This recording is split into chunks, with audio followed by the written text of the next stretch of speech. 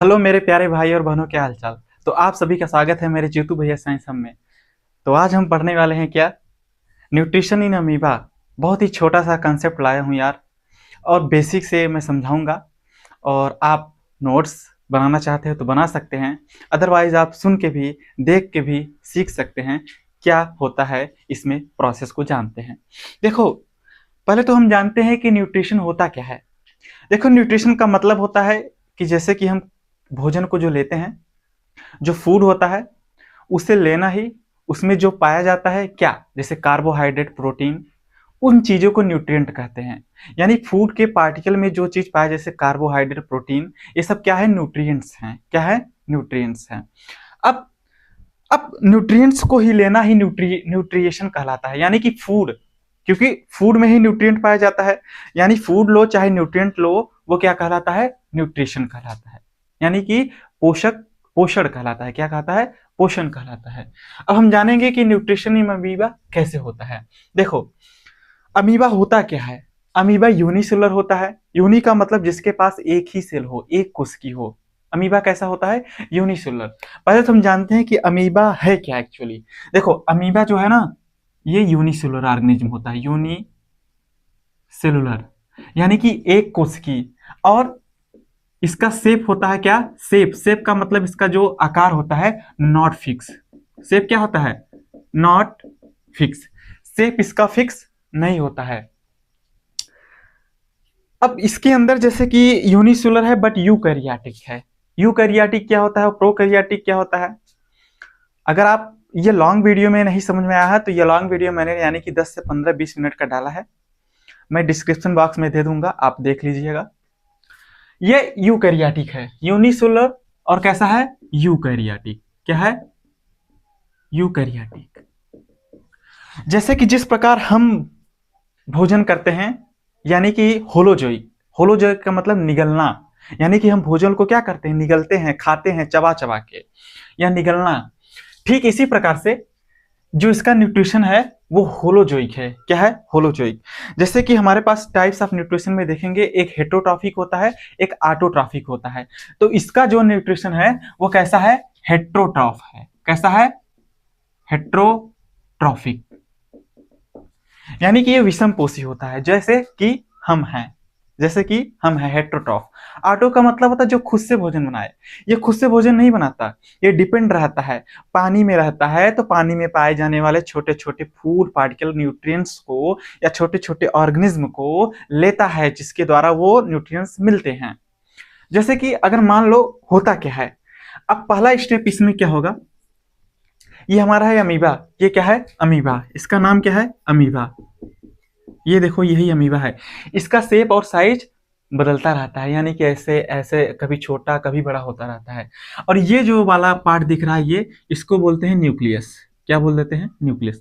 Nucleus का मतलब होता है केंद्रक, यानी कि इसको जो है सेंटर मानते हैं, क्योंकि इसका कंट्रोल, यानी कि बॉडी पे जो कंट्रोल करता है, जिसे ब्रेन बॉक्स कहते हैं, जैसे कि हमारा माइंड है पूरी बॉडी को चलाता है, ठीक उसी प्रकार ये जो न्यूक्लियस होता है सेल के अंदर जो पाया जाता है, ऐसे ही न्यूक्लियस क्या करेगा, कंट्रोल करेगा कि तुम कब खाना खाओगे, तुम्हें भूख लगी रहे, कहाँ जाना है, कहाँ नहीं। तो ये सब कंट्रोल इसको बताता है कि कब तुम्हें भूख लगना है, कब डाइजेशन करना है।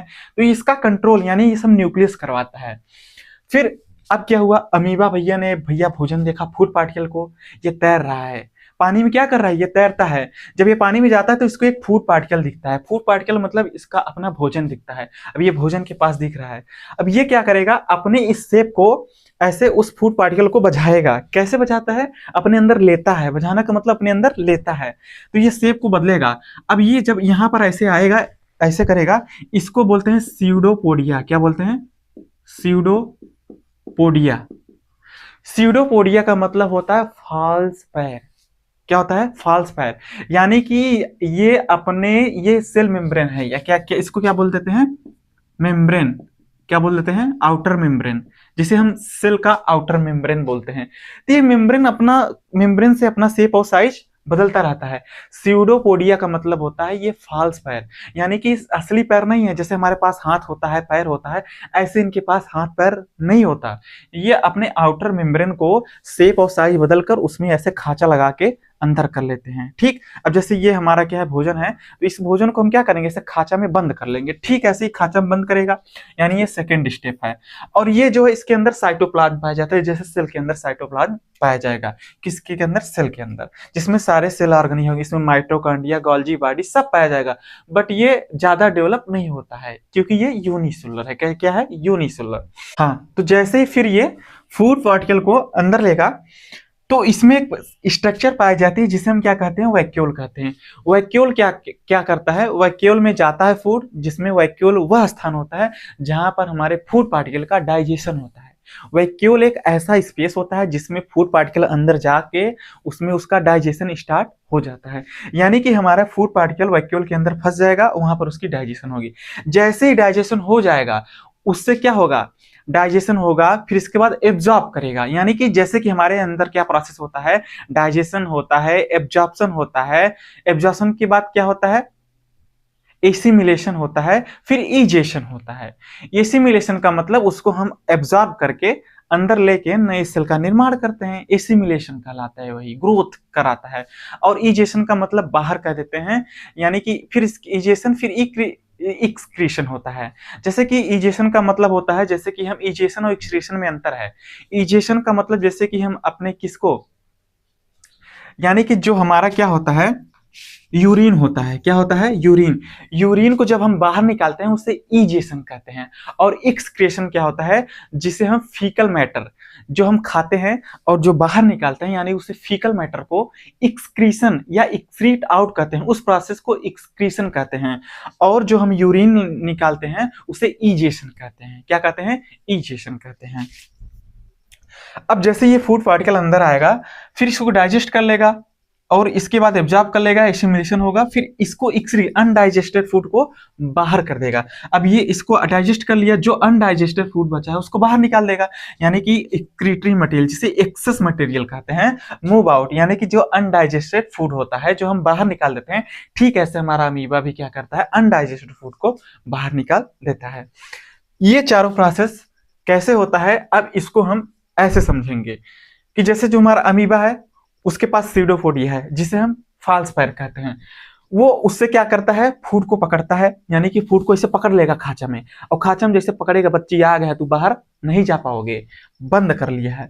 अब टेक इन फूड वैक्यूल, जैसे फूड को अंदर लेगा वो वैक्यूल के अंदर आ जाएगा, और जैसे ही फूड वैक्यूल के अंदर आएगा उसका digestion of food in food vacuole, यानी कि फूड का डाइजेशन होगा फूड वैक्यूल के अंदर ही। और जैसे ही डाइजेशन होगा, जिसे फिर क्या बचेगा, अनडाइजेस्टेड फूड बचेगा, यानी कि जो भोजन हमारा नहीं पचा है उसे बाहर निकालेगा। Move to surface of cell and thrown out. देखो जब ये लेता है ना, फूड को जब लेता है तो उस प्रोसेस को क्या कहते हैं, जब निकालता है उस प्रोसेस को क्या कहते हैं, जब ये लेता है फूड को लेता है उसे इंडोसाइटोसिस कहते हैं। यानी कि जब इंडोसाइटोसिस, यानी कि फूड को ले रहा है, जब ये फूड को ले रहा है, इस प्रोसेस को क्या बोलते हैं, इंडोसाइटोसिस का मतलब होता है फूड पार्टिकल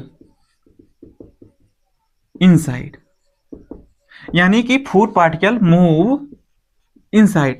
हमारा फूड पार्टिकल अंदर की तरफ मूव करता है, जिसे हम इंडोसाइटोसिस कहते हैं।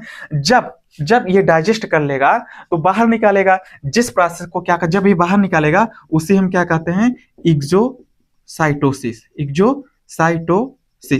इक्जोसाइटोसिस का मतलब होता है बाहर निकालना। ठीक, अब वो बाहर कुछ भी सेल मेम्ब्रेन की हेल्प से निकालेगा।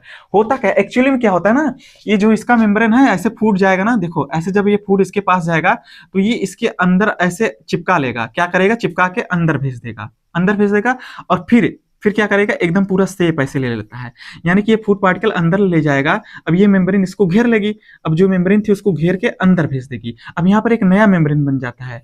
यही ऐसा प्रोसेस इसमें होता है, इसी को हम क्या कहते हैं, इंडोसाइटोसिस कहते हैं। अब जब ये बाहर जाएगा ना, तो यहाँ जैसे मान लो अनडाइजेस्टेड जो फूड आया यहाँ पर आएगा, और इसको ये सेल मेम्ब्रेन इसके पास जाएगी, इसको लपेट के बाहर निकाल देगी, और जैसे ही बाहर निकालेगी ऐसे यहाँ एक नया मेम्ब्रेन बन जाएगा और इसको बाहर फेंक देगी। समझ आ रही है, ऐसे ही इसे ही इक्जोसाइटोसिस कहते हैं। आई होप ये वीडियो आपको अच्छी लगी हो, तो प्लीज लाइक और शेयर सब्सक्राइब करना मत भूलिएगा। तो मिलते हैं ऐसे ही नेक्स्ट वीडियो में, मजेदार टॉपिक लेकर हम आएंगे।